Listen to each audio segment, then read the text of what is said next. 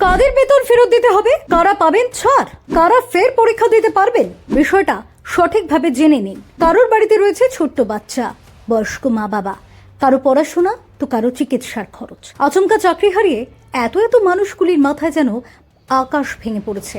কিভাবে সামলাবেন বলুন তো পরিবারের দায়িত্ব, কিভাবে মেটাবেন ঋণের বোঝা, বুঝেই উঠতে পারছেন না তারা। আর এরই মধ্যে আদালতের নির্দেশে আবারও একদলকে বেতন ফেরত দিতে হবে। হ্যাঁ, চাকরি হারানো প্রত্যেককে বেতন ফেরত দিতে হবে না, বরং দিতে হবে তাদেরই যাদের নাম আছে তালিকায়। তাহলে কাদের বেতন ফেরত দিতে হবে, কাদের দিতে হবে না?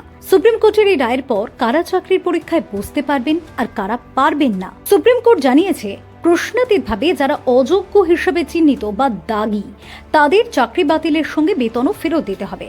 আর যে প্রার্থীদের অযোগ্য বলে চিহ্নিত করা যায়নি তাদের নিয়োগ বাতিল হবে, কিন্তু তাদের কোনো বেতন ফেরত দেওয়ার প্রয়োজন নেই।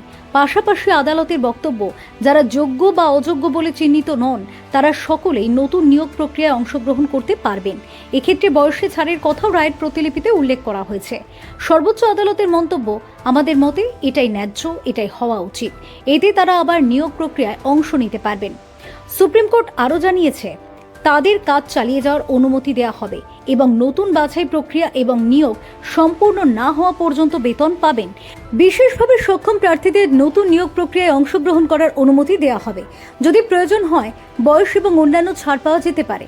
সুপ্রিম কোর্টের রায়ের পর কোনো স্কুলে চাকরি গেছে 50% বেশি শিক্ষকের, কোনো স্কুলে চাকরি গিয়েছে 1/3 বেশি শিক্ষকের, বাদ যায়নি শিক্ষাকর্মীরাও।